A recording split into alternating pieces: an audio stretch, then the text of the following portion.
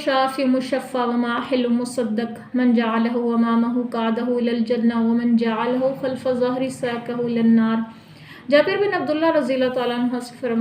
روایت ہے کہ رسول اللہ صلی اللہ علیہ وسلم نے فرمایا کہ قرآن سفارشی ہے جس کی سفارش قبول کی جائے گی، اور یہ جھگڑا کرے گا اپنے پڑھنے والے کے حق میں، اور اس کی سفارش کی جائے گی، جس کو اپنے سامنے رکھے گا یہ اسے جنت تک لے جائے گا، اور جس کو اپنی پشت پیچھے ڈال دے گا اسے ہاں کے جہنم میں لے جائے گا۔ قرآن کے بارے میں یہ 4 کریکٹرسٹکس پڑھی ہیں کہ یہ سفارشی ہے جس کی سفارش قبول کی جائے گی، لیکن کیا یہ کسی ایسے شخص کے حق میں سفارش کرے گا جس نے زندگی میں اس کو کھول کے پڑھا نہیں ہے؟ پڑھا ہے تو غلط تجوید کے ساتھ پڑھا ہے، اس کو درست طریقے سے پڑھا ہی نہیں ہے، اگر درست طریقے سے پڑھا تو اس کو سمجھا ہی نہیں ہے، سمجھ لیا ہے تو اس میں عمل نہیں کیا۔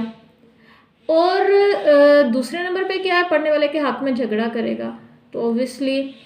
جیسے سورہ ملک کے بارے میں بھی کہتے ہیں کہ رات کو 30 آیات کی یہ سورہ ہے، رات کو پڑھ لیا جائے تو یہ پڑھنے والے کے حق میں سفارش کرے گی۔ سے سورہ بقرہ، سورہ آل عمران بھی اسی طرح سفارش کریں گی، جھگڑا کریں گی۔ تو قرآن کا پورا ہی جھگڑا کرے گا، یا تو ہمارے حق میں یا ہمارے خلاف۔ اگر ہم نے اس کو چھوڑ دیا تو پھر بھی رسول اللہ صلی اللہ علیہ وسلم بھی شکایت کریں گے کہ میری قوم نے اس قرآن کو بالکل ہی چھوڑ دیا تھا،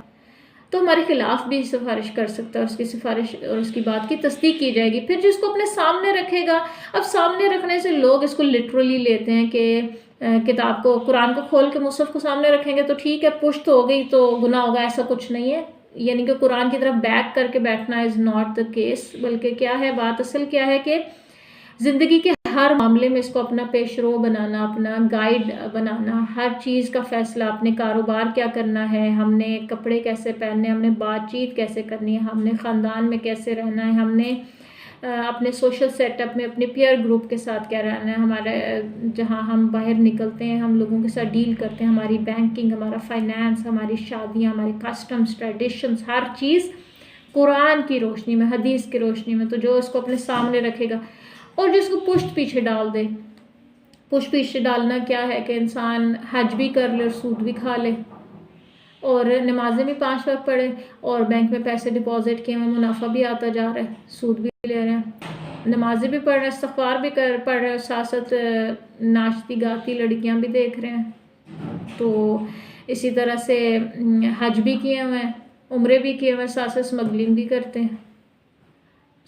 موبائل پہ ہر طرح کی چیزیں دیکھ کے بعد میں اٹھ کے نماز بھی پڑھ لیتے ہیں، صدقہ بھی کر لیتے ہیں۔